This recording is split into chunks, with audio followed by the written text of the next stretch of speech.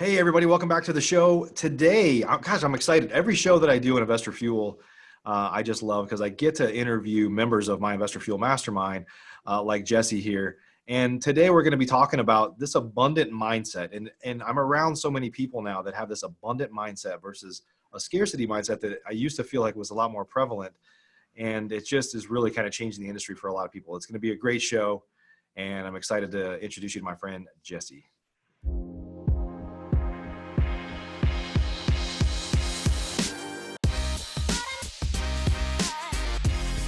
Professional real estate investors know that it's not really about the real estate. In fact, real estate is just a vehicle to freedom.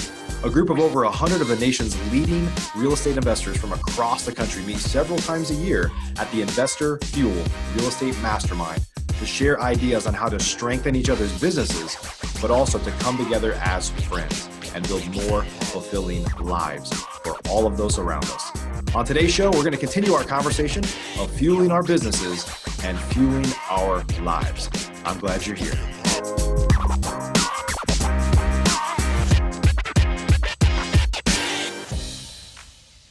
Jesse, welcome to the show, my friend.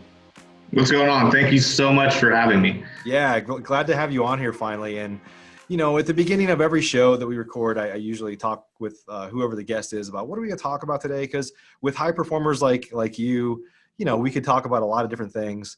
And we kind of centered on this topic that we've had a conversation about here lately, because you're in the Phoenix market, which is obviously kind of a hotbed for real estate investing. Everybody in the country thinks their market is competitive, but there probably are not as very many that are as competitive as like Phoenix and Dallas, right?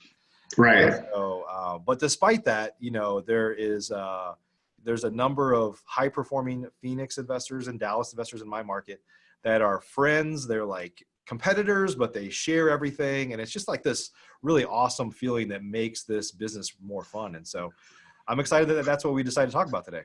Absolutely. I'm stoked. Yeah. So, hey, before we jump in, talk about your background, like how you got started in real estate investing and then moved into kind of being a service provider with data and all sorts of other things. Tell us the story.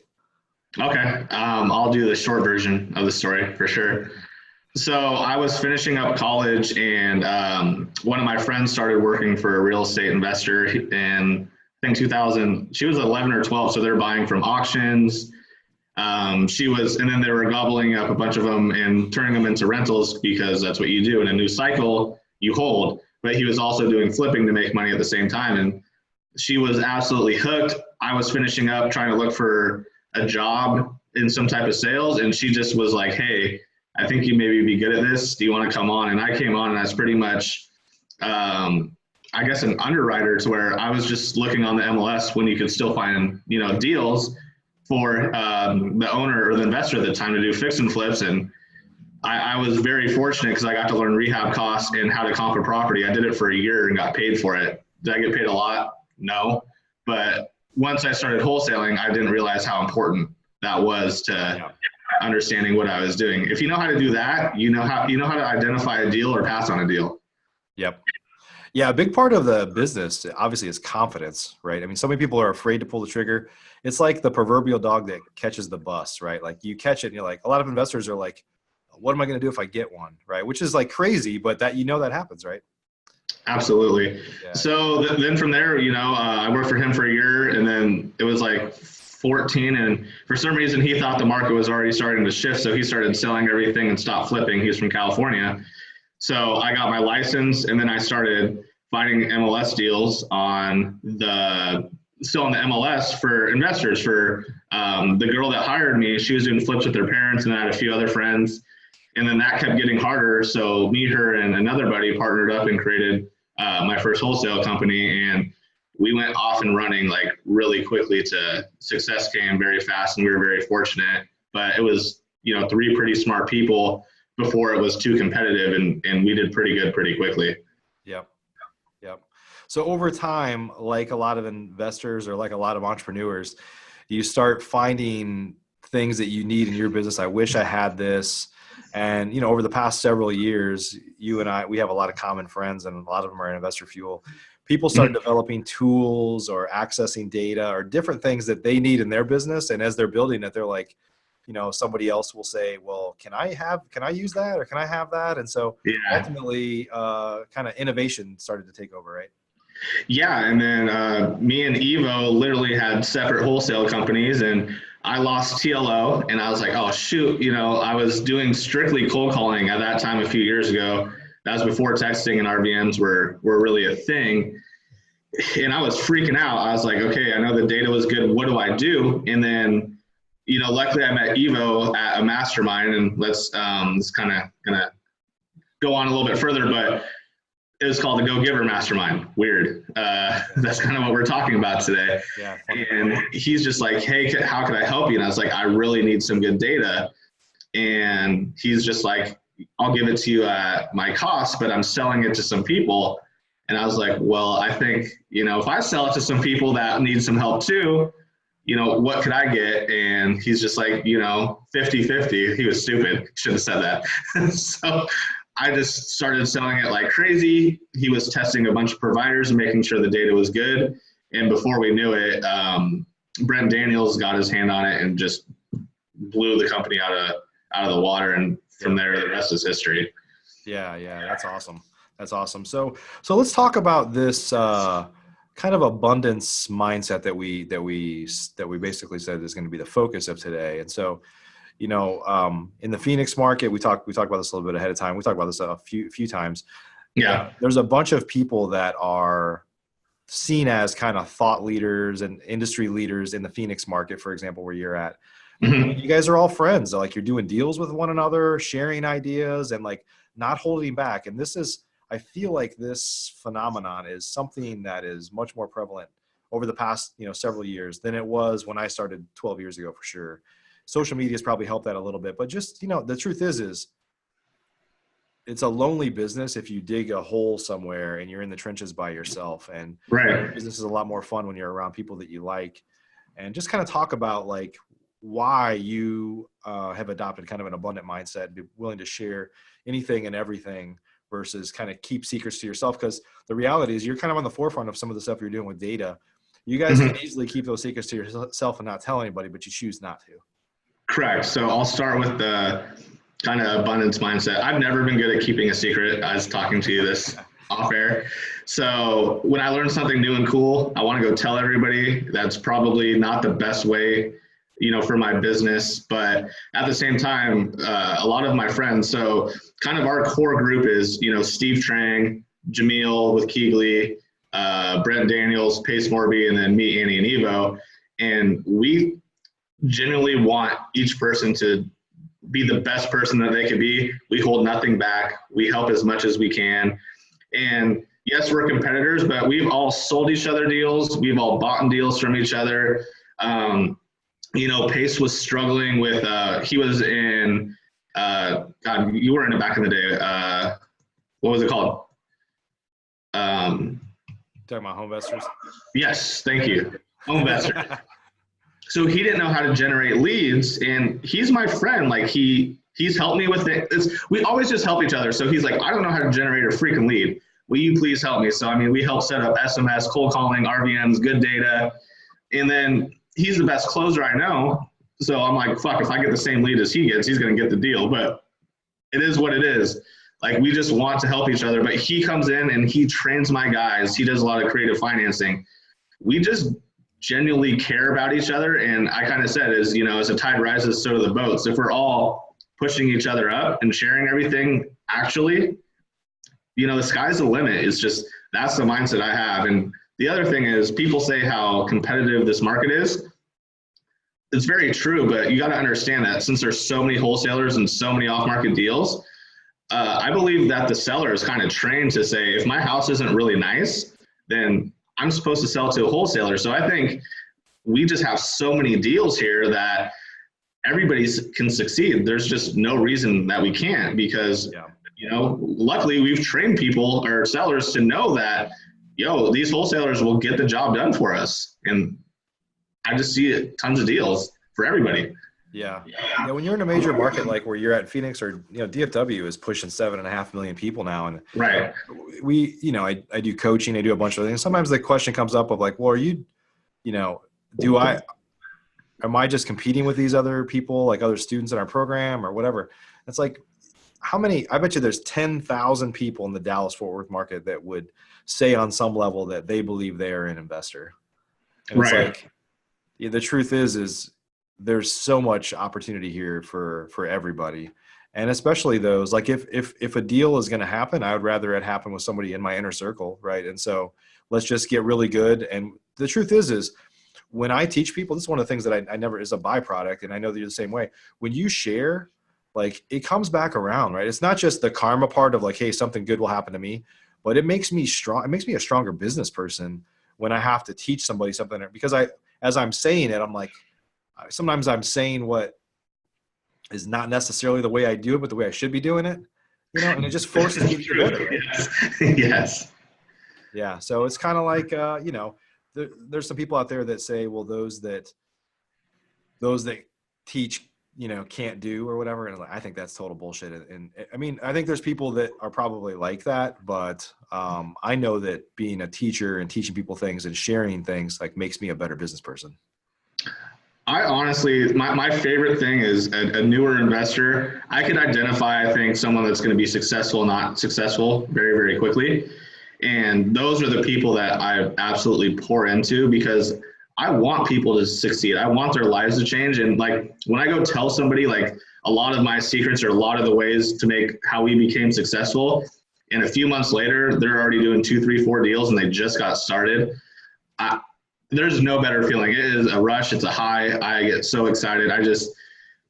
That's kind of where my life's taking me, is to helping people is more important to where like we're dialed in. So like I want to help people, start reaching their dreams, hitting their goals and, changing the trajectory of their families. It's a huge deal. I had no fucking money and I was 28 years old. And I was dead broke, like with nothing. Like I've been there, I felt it. And all you have to do is work harder than everybody else and learn, and you can get yourself out of shitty situations. I truly believe that. Yeah. So maybe you can share a little bit about some tips that people that are out there that feel like they are not as connected into their market. Because obviously you're very well connected in Phoenix. I'm very well connected in the Dallas market. Maybe kind of share some tips for those that feel like, I know there are some heavy hitters or some people out there. And the truth is in the Dallas market, if I think of a bunch of the heavy hitters, folks like Jamie, Wooly, RJ Bates, and Cassie, there's a bunch of people here. I know I'm leaving a bunch of people out. Yeah. They're like some of the most open people I know. Like, but some people think that they're like, well, they're untouchable. No, I'm not going to bother them. No, I don't want to reach out to them. But I know that isn't how RJ and Jamie think, for example. And I know that that's not how you are in Phoenix. But maybe give some kind of tips to people that are operating, but they're not plugged in, but they want to be plugged in, like what they can do, how they can add value, how they can kind of find a way in. So this is a great question because I get a lot of people that are like, yo, how do we get, so on Instagram the other day, we had me, like the 5 of us in my office, and people like, how do I get a part of that group? Or, what do I do? And honestly is a lot of people will come to me or to Jamil or Steve Trang, any of us, and all they do is take. A lot of people just want to take your time, take everything you've learned. And go giving is it's giving, but it's taking too.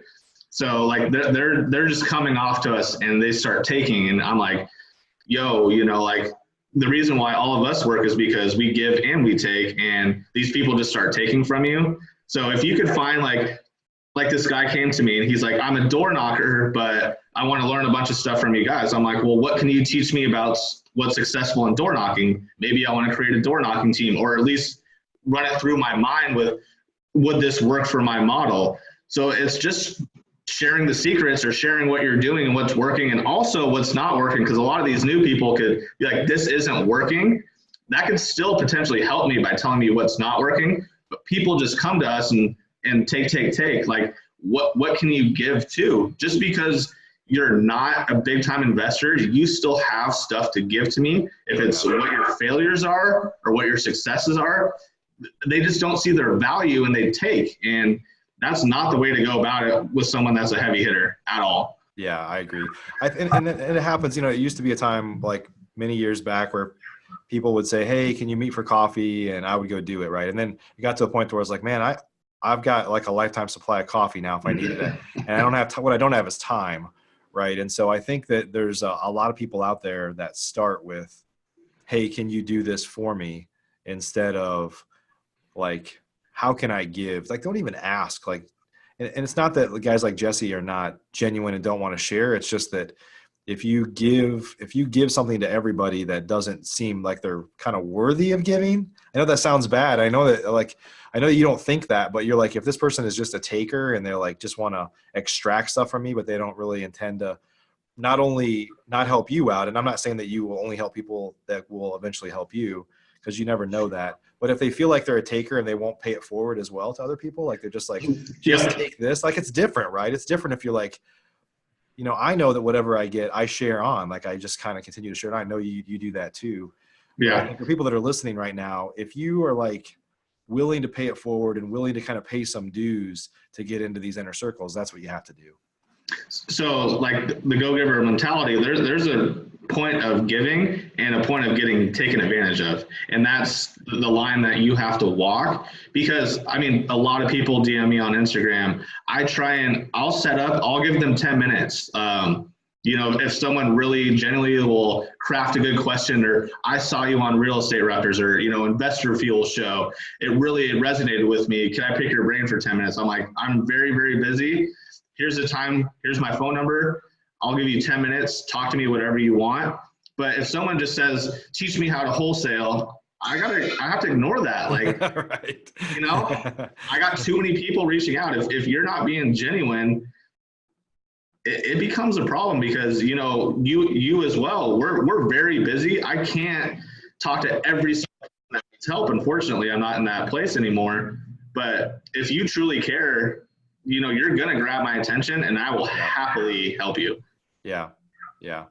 Yeah. And the worst, if you're listening to this, is when somebody does give you your time and then you like no show for a meeting or something, you get bitter, right? You're like, I want to help people, but I can't help. That's not the way that I'm going to be able to help. I got to find some way that allows me to have a maximum impact that's kind of more on my schedule that fits into my busy life. Right.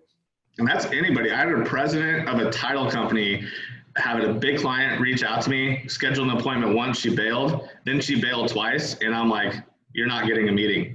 And she's kind of a friend, but I'm like, my time is valuable. I literally, because I have to gather everything, put it together, block out a half hour. And she bailed on me 2 times. And I just called her. I was like, I love you, but you're not going to get another meeting with me for something like this, because you can't do that.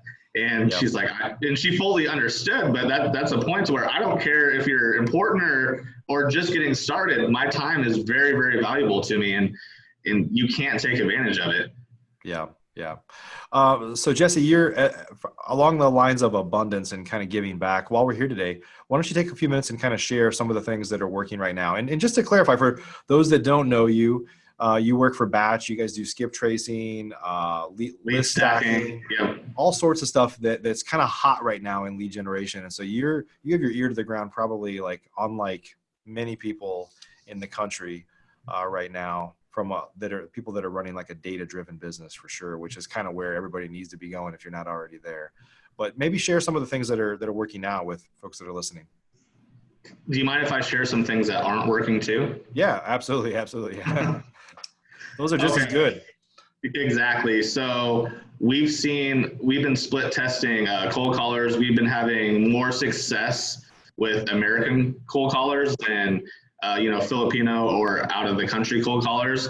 So we could have less cold callers and we're getting, more contracts and more leads out of them. A lot of people, there's so many of them now. With the VAs, to where people may even want to sell. They're just hearing a voice and nope. So that's one of the things we're transitioning all of our cold callers into American cold callers and paying the $12 to $14 an hour, because we're just burning through data and time with these VAs. So we've kind of pivoted on that part of things. When it comes to RVMs, those are still working for us. I know in certain states, there's some gray areas. So as I said, I'm not a lawyer. Speak to one if you're doing it, but I could tell you we split tested, using a female voice is by far about 20 to 25% better than a male voice. It is less threatening. People are more inclined to call back because they want to talk to this girl that sounds really pretty if they're interested in selling. So you get a lot of males, calling back being like, where's Kellyanne? Sorry, Kellyanne's busy, but I could help buy your property. So, and then let's go into texting. Texting, a lot of people are doing it now. I'm saying that, all these are getting saturated because there's more and more wholesalers, and this is the cheapest barrier to entry. But you need to get a little bit more creative with your messages. I would say when you're pulling specific lists, be more specific. If it's a vacant, let's not use a vacant. Let's say it's you have a landlord list. Say you're buying rentals. If it's a vacant land list, say you're a builder and you want to be, you're looking for some land, to build whatever it is you're building, or if it's an out-of-state owner, you be more specific with who you're talking to. And I think you're going to differentiate yourself a little bit from someone just sending all these generic messages. Hey, I'm a home buyer in the area. I buy for cash. Well, if you're not creative, you're going to die because now there's so many people saying the same message over and over again. Yep. Awesome. That's good. It makes sense, right? There's talk to mass marketing is if it's basically direct response, like you're asking for a response. So it's not like TV or radio or something, which is not really direct response. Like the more you can talk to somebody based on their situation. Like, for example, if somebody was to come to your website, if somebody was going through a divorce and they're searching for how do I sell my house if I'm getting divorced, or what are the rules? Like, they don't want to learn about probate, right? And so it's the same thing. It's like people are going to search online and there's so much information online. They're going to find something that's niche specific to them. The question is, how do you have a communication in a mass way so that you can execute it, right? That feels like you're talking to one person, that makes them feel like you're talking just to them, right? Right. No, that's you hit the nail on the head. You need to be. Yep, I can't explain it better. You're right. 100%. It's like when you send direct mail, you don't say, "Hey, everybody." It's like, everybody. Isn't this to me? Yeah, you want to kind of do the same. There's nothing more personal than a text message, right? Correct.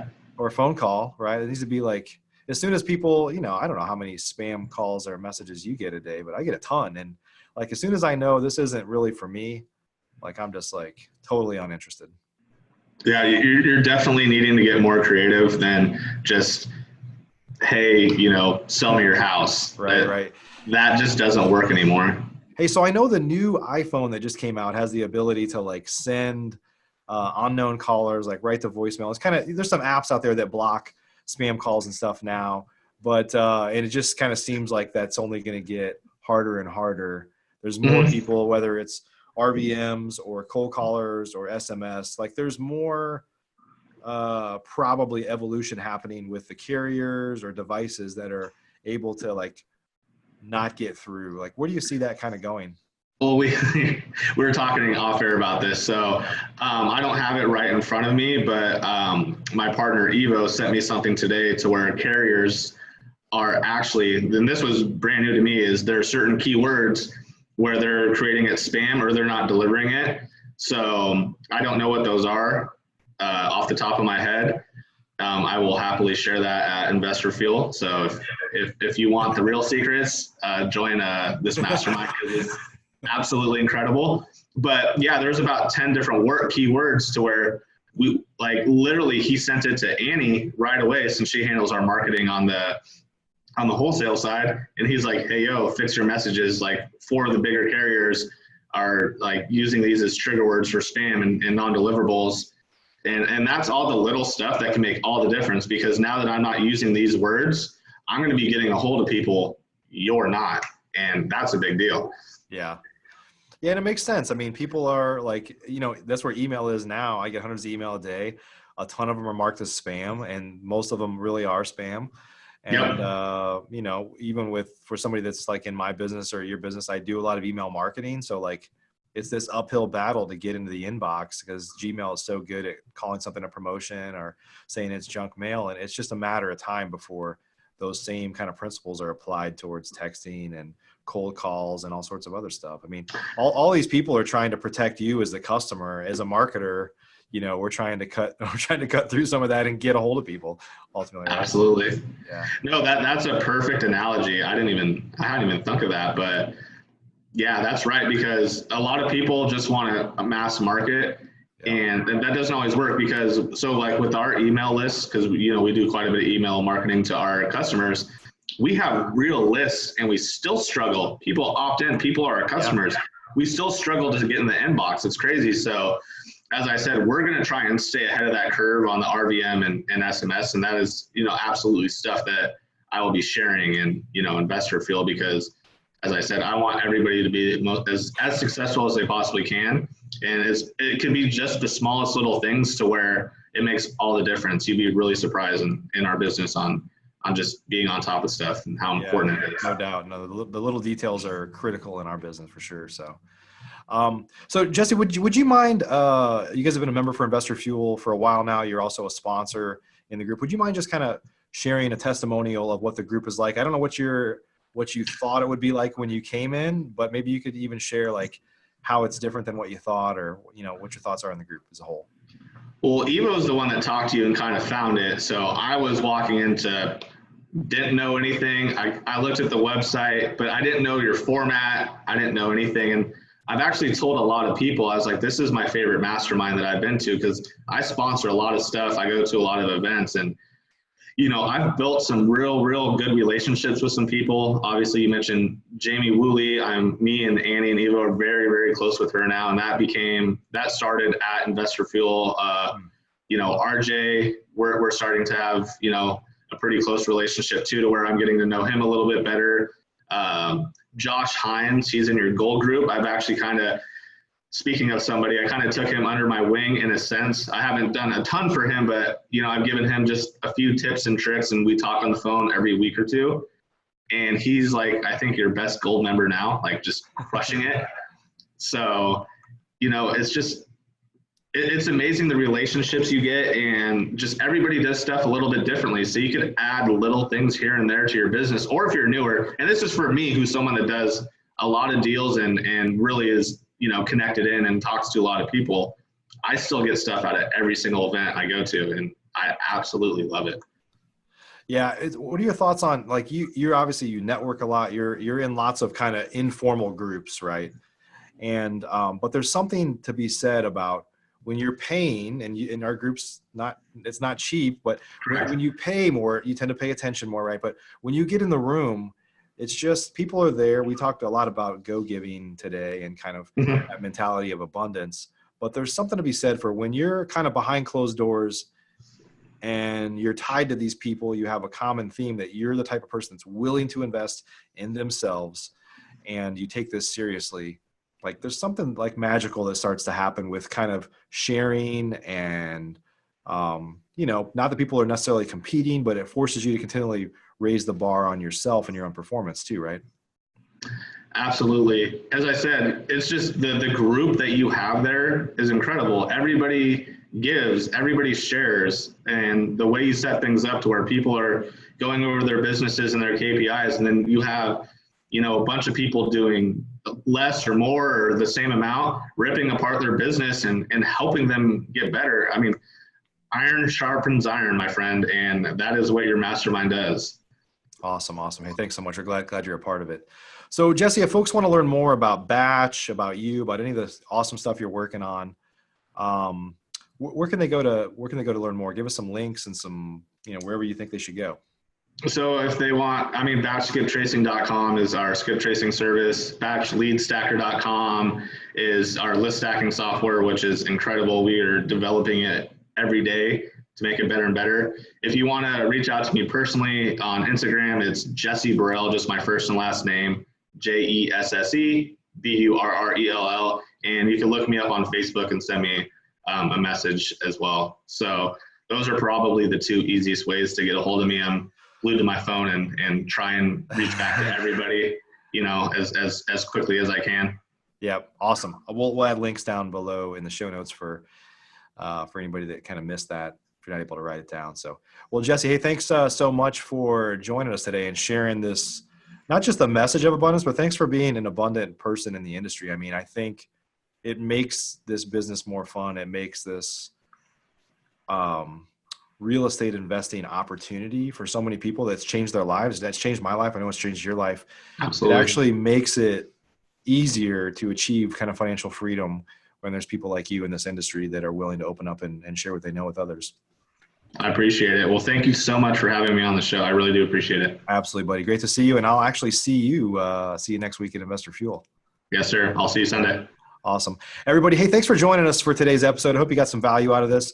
Have an abundant mindset. At the end of the day, it makes this business more fun. If you're in a foxhole by yourself and you just take and don't help other people, it's kind of a miserable life over time. I mean, you might be successful in the short term, but over time, the industry and the people that are giving are just going to pass you by. So with that said, if you haven't subscribed yet on iTunes, Stitcher Radio, Google Play, YouTube, anywhere where we put our videos, I'd love it if you'd subscribe, and we'll send you updates each and every week when a new show launches. And if you could leave us a positive review, those are kind of fuel us from going forward. So appreciate you a ton. We'll see you on the next episode. Are you an active real estate investor? If so, and you want to latch on to the power of surrounding yourself with over 100 of the nation's leading real estate investors, all committed to building stronger businesses and living richer, fuller lives, you should jump on a call with us to learn more about InvestorFuel. Simply visit InvestorFuel.com to get started.